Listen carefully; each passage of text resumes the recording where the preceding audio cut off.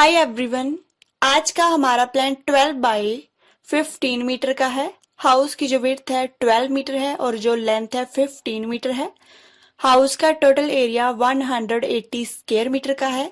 अगर आपने हमारे चैनल को अभी तक सब्सक्राइब नहीं किया तो सबसे पहले आप सब्सक्राइब कीजिए और बेल को जरूर प्रेस कीजिए ताकि हमारे आने वाले लेटेस्ट वीडियोस का सबसे पहले आपको नोटिफिकेशन मिल सके।